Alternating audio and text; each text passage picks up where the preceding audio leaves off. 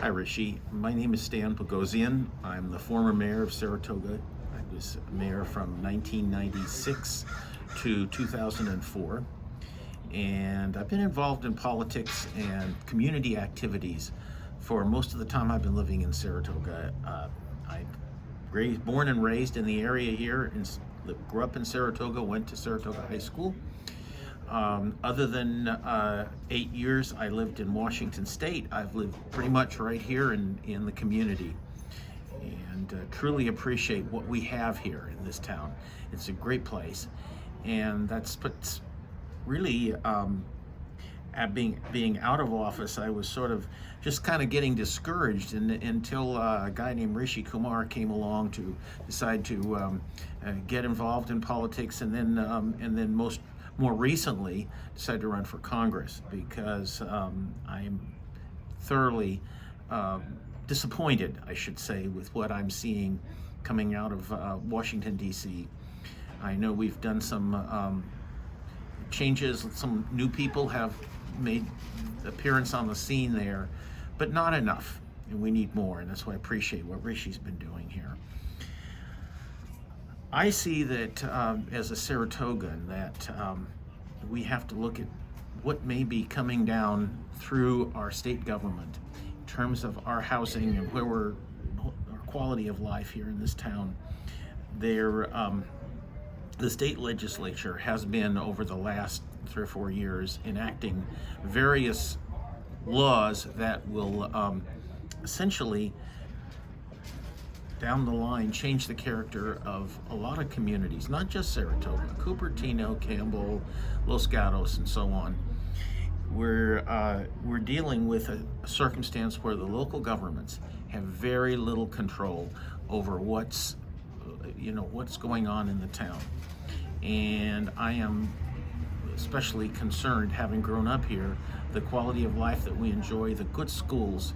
This community, as do other communities right here in the valley, have very good schools. Cupertino does, I know, and we're going to all be feeling the effects of this if we get to the point where we have to add, in Saratoga's case, 1,700 new units of housing, and provisions aren't made for our schools. The school quality is going to go down. The education will suffer.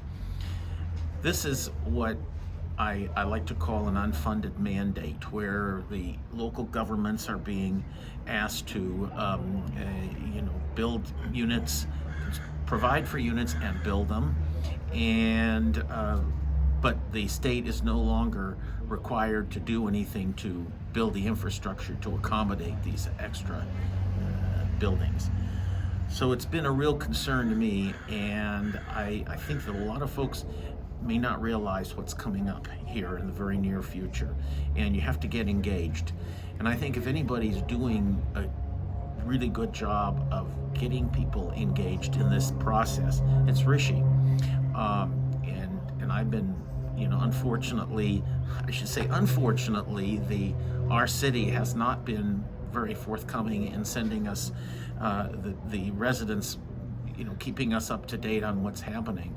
But Rishi has sent out emails and links and so on. So not only do we know what's happening, but most importantly, he tells us what can we do.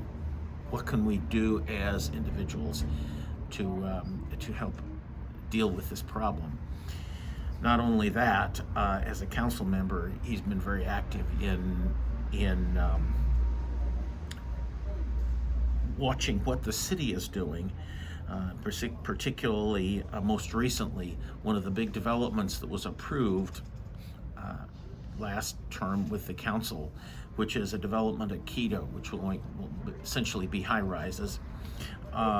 It turns out that it was approved under SB 35, which says that the process is streamlined. They don't have to do much of anything except present the application, and don't have to go through a CEQA development review. Well, it turns out there may be some hazardous waste in the from cleaners that have been there for years. I know in the village here, we're still dealing with hazardous waste from a cleaner, and I would suspect that that's a major factor in the lack of development of the Saratoga Buy and Save Center, because that's been sitting there on this pool of stuff that they're trying to clean up. It's very important. And I'm hoping that the city takes this seriously and we take a step back. What all of this says is that this really isn't helping the person that needs a home. This whole procedure that's going on right now through the state is helping basically developers who take the money and run, and I must say also people in the construction trades that have a job for a short period of time and then move on and don't have to deal with the consequences. And that's not right. It really is not right. So that's an important thing. That's a regional issue that we have to be aware of, and I'm focused on myself as a private citizen. I'm also interested in some of the things that we have nationally coming up that are really important. I think that I consider myself a moderate politically, but I think that the big job right now of Congress is to enact a voting rights law that's functional, that is inclusive, and that's the primary job. Not fill a Supreme Court with a bunch of people in there, not pack the courts. Maybe even this is more important, I think, than in some ways than even getting this infrastructure thing passed, depending on how we go. But if we're going to have people disenfranchised in this country, it's a difficult situation. So I'm hoping that we can get some voice of reason in Congress, and it's another reason I'm supporting RIshi, is that I think that will be a voice of reason. Sounds like somebody else says there's a voice of reason too.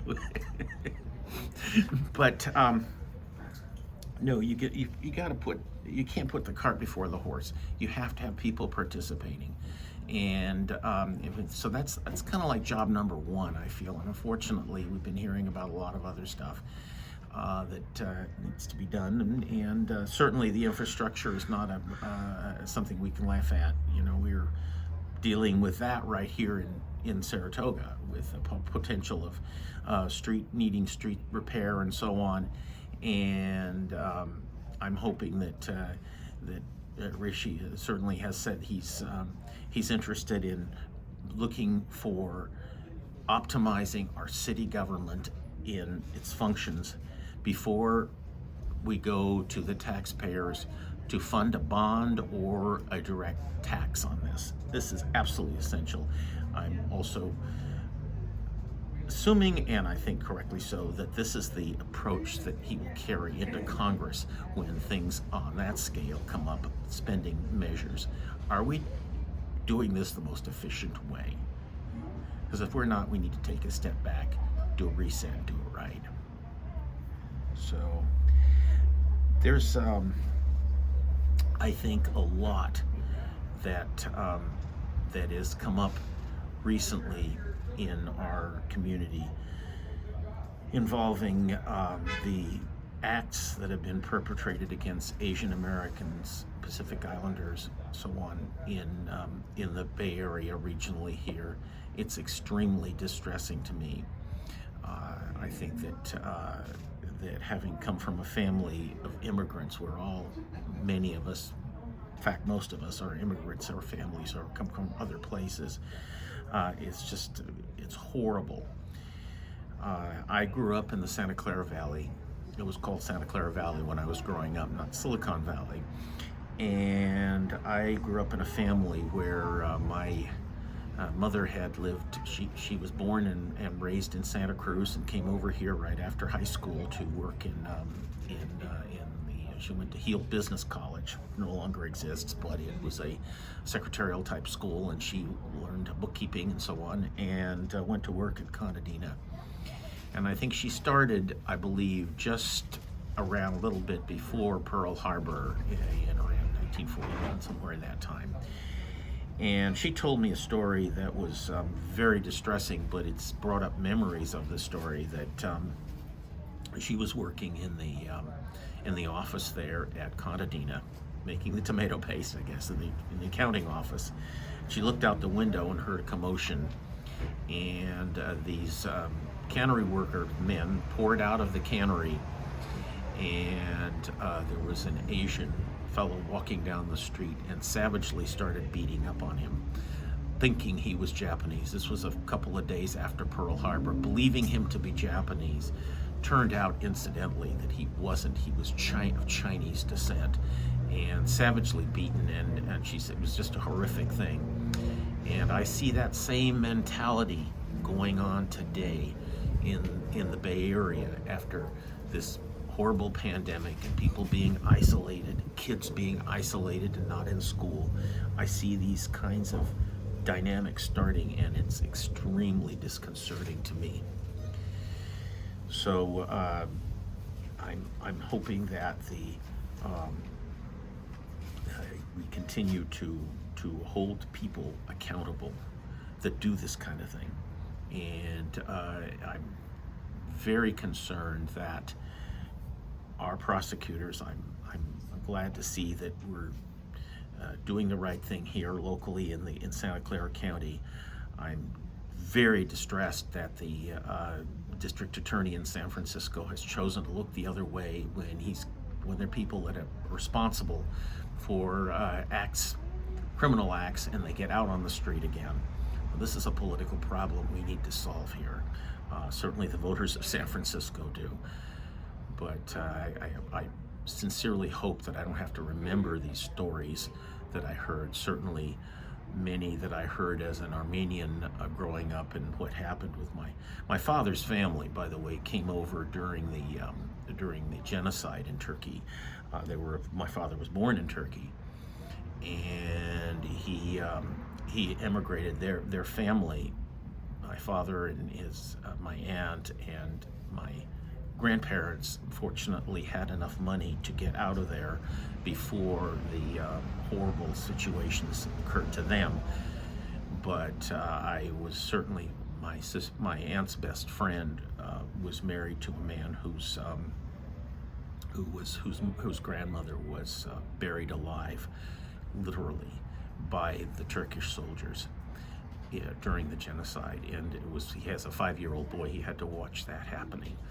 And so can't overemphasize the importance of these events that are occurring right now in the Valley, and we in the Bay Area we need to be aware of.